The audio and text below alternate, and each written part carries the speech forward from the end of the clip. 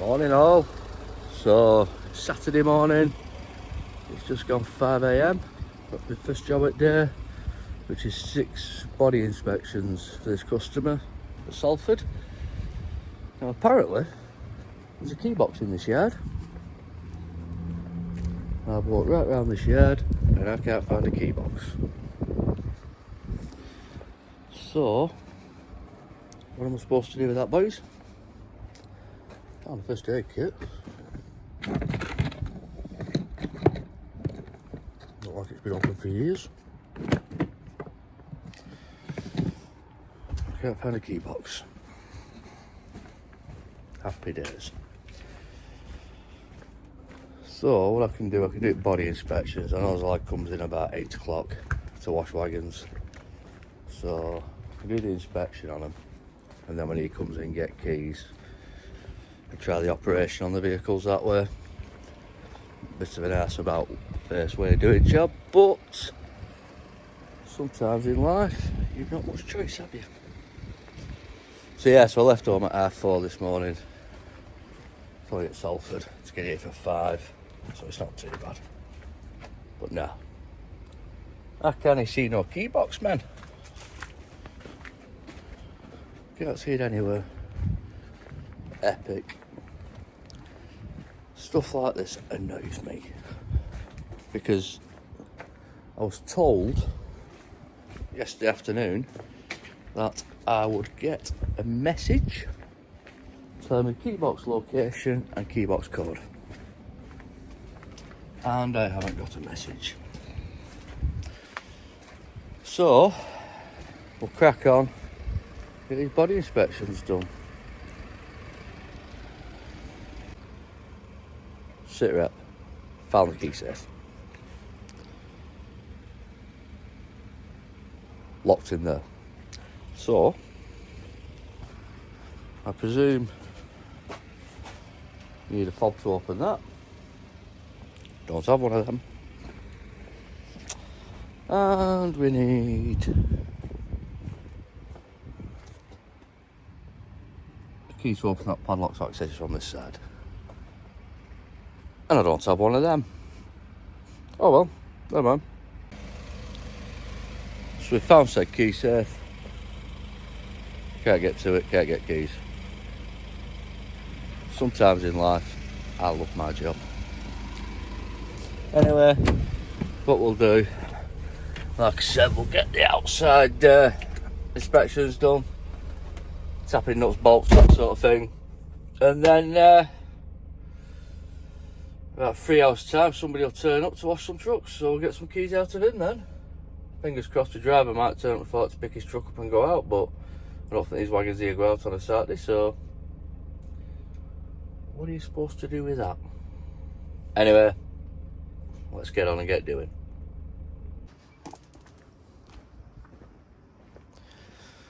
So this is the first truck that I'm doing the inspection on. Little 4-wheeler, 17, 18 tonner. Oh, skip loader. Nice and easy to do. So basically what I need to do is check the body mountings all the way down, because obviously on these you've got chassis of the vehicle and then the subframe, which is a skip loader.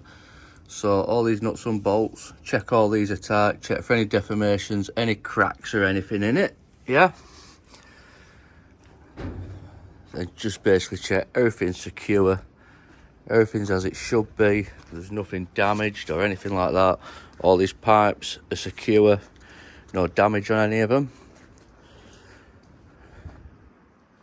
So basically check all the hydraulic pipes on it, make sure they're all good and none are going to go bang on them and let a lot of oil overflow. Check these bolts here, make sure these pins are tight.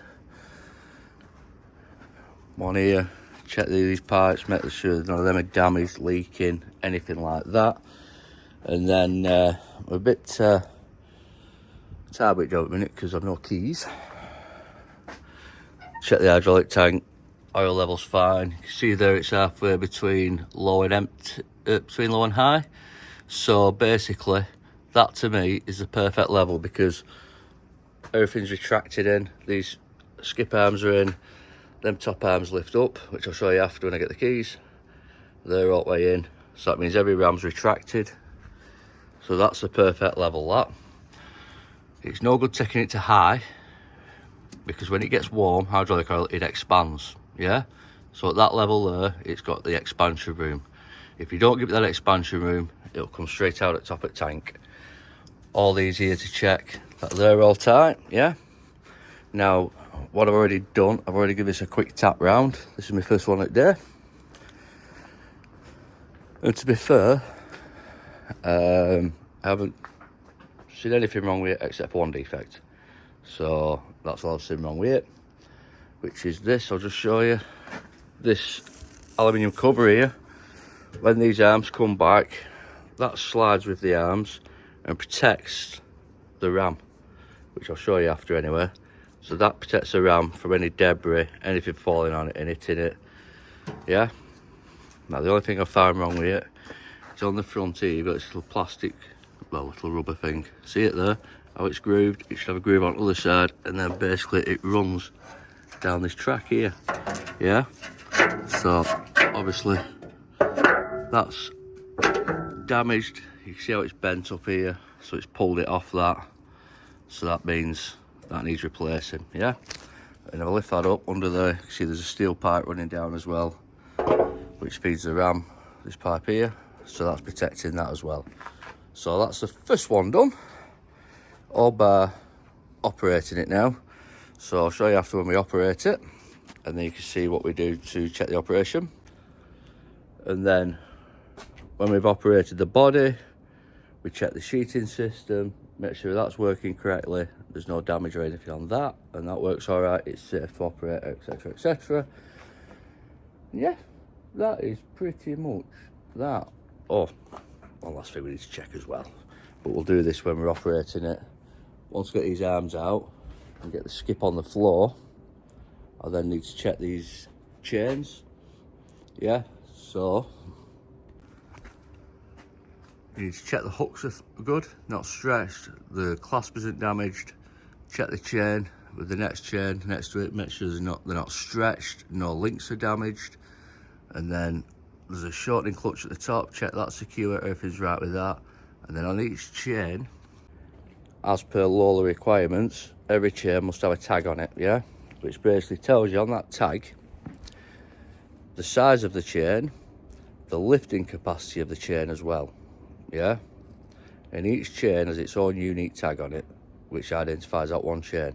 And the reason they do that is for Zoeller, which is lifting operations, lifting equipment regulations. Hey, 5:15 in the morning and all that. Not really so bad, are we? And basically, every chain has its own Zoeller certificate to say it's been checked. Every 12 months on one of these, the chains have to be checked, and it's perfectly fine. There's no damage on it whatsoever. Any damage on it, it's off, new chain on. You don't mess about with lifting equipment. So yeah, that's pretty much it really for that. So yeah, jobs are good. Jobs are good. And I learnt that where I used to work when they put me on a Zoeller course to inspect chains, slings, lifting equipment and all that stuff. So yeah, so jobs are good at that. Right, what we're going to do now, that's the first skip loader, tap around the chassis, visual inspection done. Just need to do the operational checks on that now. Make sure the emergency stop's working, all the levers are working, everything else. I remember correctly, these were all done by remote, these skip loaders, so these were all operated on a remote control system. So check that all works, check the e-stop works on that, all that sort of thing.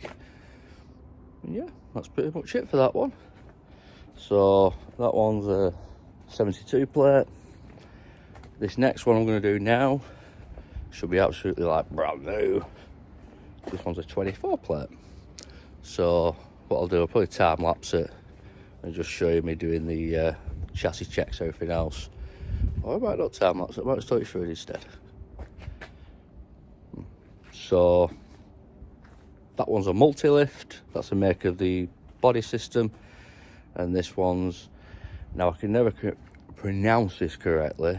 Is it Broughton or Broughton? Broughton, I think, isn't it? Boughton. Broughton. It's a Broughton body on this one. they're all pretty much alike, they're all pretty much similar.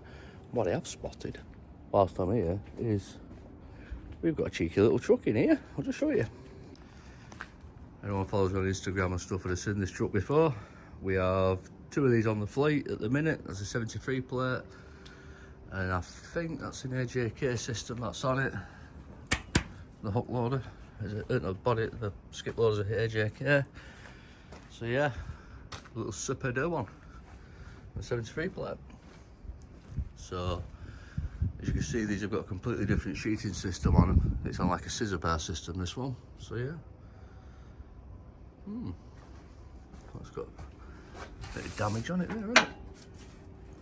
But it's secure, so that's alright. So yeah, a little CPD one. So these springs here on these bolts, what you do when you fit these to a body, there's a measurement for you to tighten it up, and that gives it the correct setting.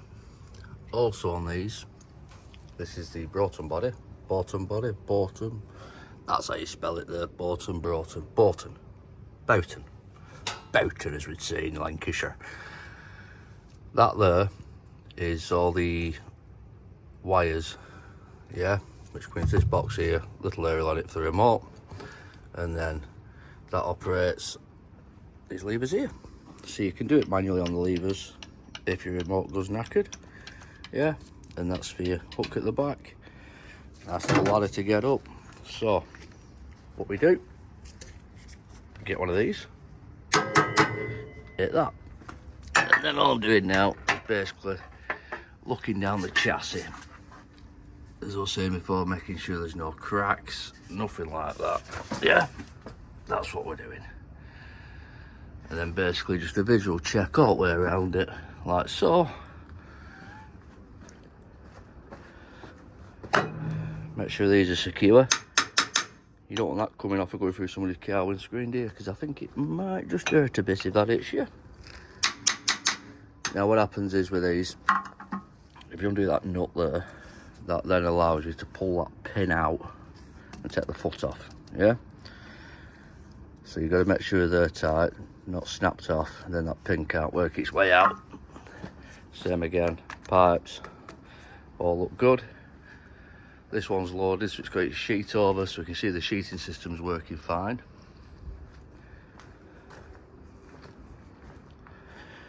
Here's one for you, just in case anyone's ever wondered how they tip a skip to empty it. These hooks here aren't just for keeping the skip on. As that lifts off the bed, that hook there hooks onto this piece here, then makes a skip tip like that. And then it empties the waste out of it, just in case anybody wanted to know. In case anyone didn't know, because I'm full of useless information like that. Don't ever take me for a pub quiz, because I probably won't win because you won't ask many questions on wagons. And you can see here, checking the weld all the way around this bracket here to make sure there's no cracks, no deformation in it. Make sure they're all tight. Same again, there's a bracket at the back here. I'll tap that, make sure that's tight. And then what I'm going to do, no leaks off the hydraulic tank and what have you. So what I'm going to do, I'm going to grab my torch and then I can have a proper look, but unfortunately I can't tap bolts, hold the camera and tap bolts at the same time. So I'll grab one of these. Always Milwaukee. There we go, now we can see what we're looking at. Make sure just making sure there's no cracks on any of these cross members or anything, on the welds or anything like that, just to make sure it's all looking good. Now usually signs of rust like that, you'd think it's a loose bolt or whatever, but them sockets, you can see it's where them bits there, these bits sit in. So there's four different positions on this truck, and that's basically for the front of the skip to come up to so it doesn't slide forward, it goes up against it, yeah. Then that one that's dripping water is another socket on the side to stop the skip sliding sideways. And these bits here magnets. I don't know what they need them for. If I was in Ireland, I don't know what they need it for. I shouldn't say that really, should I? I shouldn't say that. They've always had a reputation for using magnets and stuff like that, but I don't think that happens anymore. Now, as you can see, this hydraulic tank has been blowing oil out to the top, and that's the reason why there. As I was saying before, there's your level, and it's right up to maximum, that, as you can see. Probably see it better without the torch. So what's happening there is that oil's expanding because it's getting too hot, and it's coming out of the filler. So that wants a bit of oil taken out of it, if you ask me. Now the problem is, when they build these, there's that much stuff to go on them. They cover a lot of stuff up that you can't see. But there we go. Is that water or is that oil dripping off that bolt? I think it's water, that. We'll just double check it.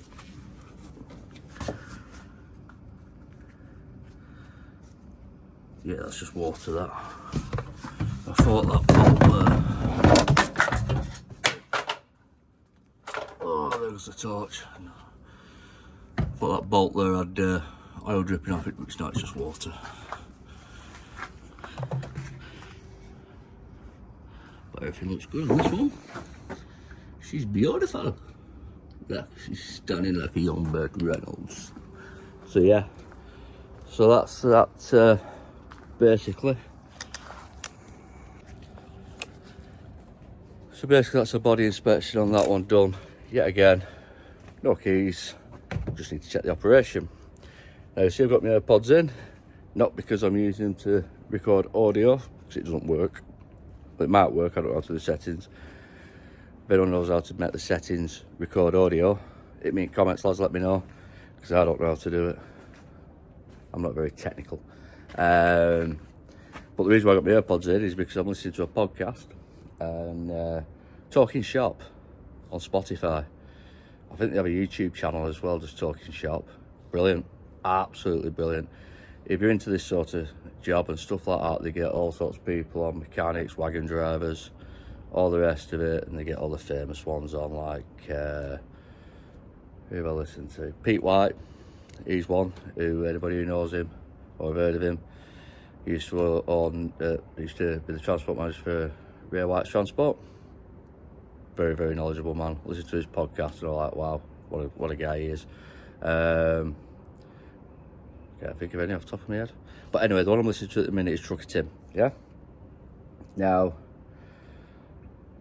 Trucker Tim, to me, is doing the job right. Because what he's done, he's gone from basically a wagon driver, working for data shredders, started TikTok channel, then started his YouTube channel, and he's living the dream with the job, isn't he? Because he doesn't have to go out driving every day.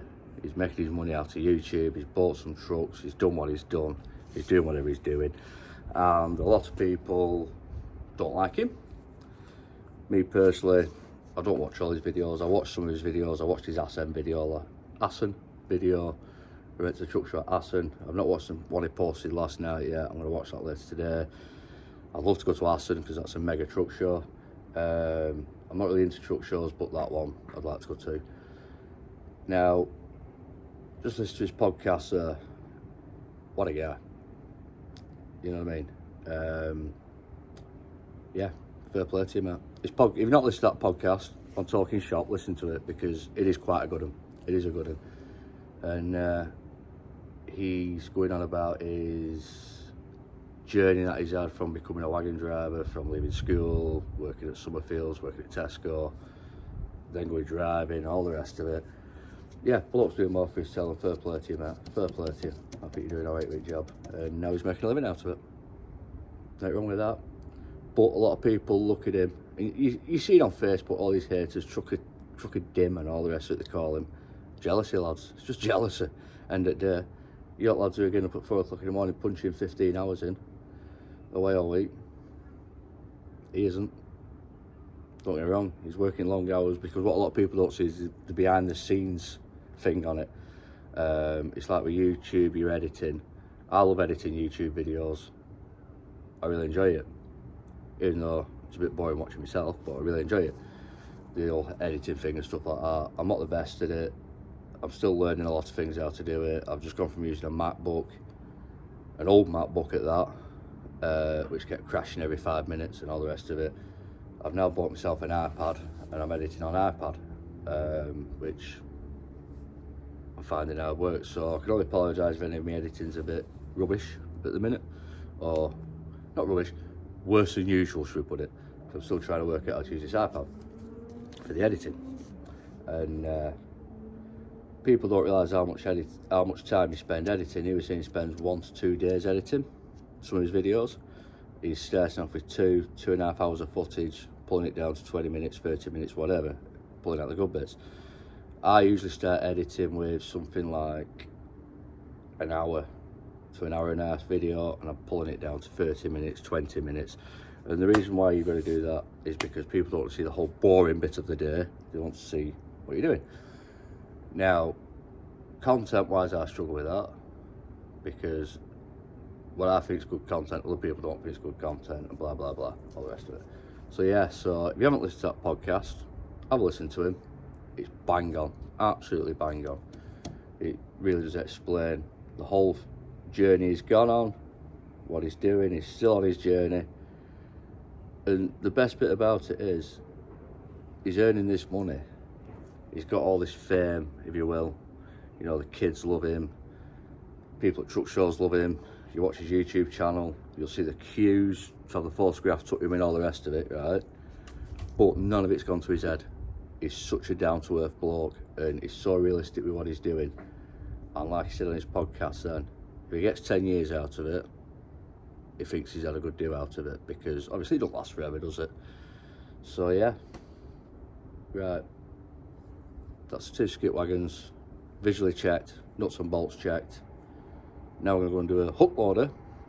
Same again, visual check, chassis check, and then once we get some keys, we can do the operational checks. I don't like doing it this way. I like to do one vehicle at a time, get it done, get to the next one, get it fully done, go to the next one. I don't like starting inspection, stopping that inspection, going to another vehicle, going back, going to that vehicle, going back. I prefer to do it all in one lump, hit it, do paperwork, get to the next truck, do paperwork again. And not that it makes it hard work, because we've got to put times down for every vehicle, which we have to, because they've got to invoice the customer for your time. So if I've just spent 30 minutes on this truck, I'm going to do 30 minutes on that truck, 30 minutes on the next truck, 30 minutes on the next truck after that, and then I'm going to come back to it to do it operationally, and I spend 15 minutes operating it, 20 minutes operating the next one, 10 minutes operating the next one. I'm then going to calculate my hours, or my minutes, or my time, or whatever, for it to go realistically on the timesheet, and then they can invoice the customer. So it just makes it hard work doing it that way. I prefer to get one truck, do it, get to the next one. Anyway, let's get on. Let's get a Ro-Ro done. Ro-Ro, they call them. Some people, I call them a hook loader. Other people call them other names. So, right, let's crack on.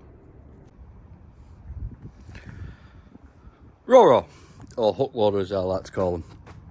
Anyway, so here we have the sheeting controls. Oil tank, you can see there on the height, this is a hiver. Perfect place for it to be, between the 2 arrows. That's brilliant. So what we'll need to do later, I'll get the keys, take the skip off, measure the hook, make sure that it's not worn, and then excuse me, check the sheeting system, make sure that's right, check all the nuts and bolts all the way down chassis, inspect the body, make sure there's no cracks, nothing like that, nothing's loose. Yeah, now then, these here, believe it or not, they're weigh cells, them, and they weigh the weight of the skip, so they know how much weight is in that skip. How good's that? Dead easy system, dead easy system. And then obviously you've got your locks on the back, roller, obviously that'll spin because the skip's not sat on the roller, it's sat on here, locked here, and held on with the thing at the front. Now I'll tell you what else holds these skips on. I don't know if you can see it down there. Let me zoom. Poof. There we go. So we have what they call cow horns in the middle. yeah, and they lock over the top of the skip to hold the skip in place. So we've got one there, see it over the top there, just where my finger is, and one on the other side just over the top where the finger is as well, and that holds the skip on as well. So that's secured in the middle, so it's locked at the back, secured in the middle, and held on with a hook at the front, so that makes it completely stable. So check them rollers, check all the bolts down this side as well, yeah. And then excuse me, once you get the keys, take the skip off, check all the rams, make sure there's no damage on them, there's no oil leaks on them, job's cool at that. And then we have the same body on a different chassis. So that's your Volvo chassis, that's your Scania chassis. Look at the difference in height. Look how much lower that is to the floor to what that one is. That's a lot lower to the floor, yeah. Same again, same setup all the way down, wear cells, all the rest of it, nuts, bolts, sheeting system, check all that. However, if you look at this one, that oil level is too high. It should be there, it's all the way up here. So you can see on the camera, there's remnants of oil all over the tank, at the bottom of the tank here, down here. And that is all because when the oil level gets warm, it expands, comes out to the breather at the top. So that truck needs some oil taken out of it. There's too much oil in it, which isn't good. Just give me a minute, what age is that truck? 73 plate, that one. So the Scania's a 73, the Volvo's a 23. So they're both 2023, maybe 24, depending when it registered. Now then, I'm going to show you the, sorry about that, you got a good view of my face then. Now then, I'm going to show you the reason why there's so much difference in height of the bodies. If you look at this, this is a Volvo FMX, which is built for off-road, yeah? So it's sat higher up on the springs, and that is a proper off-road truck, that's for going on landfill sites, tips, whatever. That's why it's so much higher. Whereas look at the Scania, which is a P series, look how much lower that sat to the floor. Look at the difference. And that's why the body's so much lower, because the vehicle's so much lower down, yeah. So perfect if you're doing nothing but motorway work and going into transfer stations where you're on concrete all the time. Perfect if you're going off-road. So they've got a good combination here, so they can utilise that truck for off-road, that truck for staying on the road. Someone's made a good decision there. As long as the planners don't get it confused and send the wrong truck to the wrong place. But yeah, so then once we've inspected them, I'll show you another one. So this is my last truck that I've got to inspect after I've done them. And then when I've done that, had a bit of brekkie, this lad should be here with keys.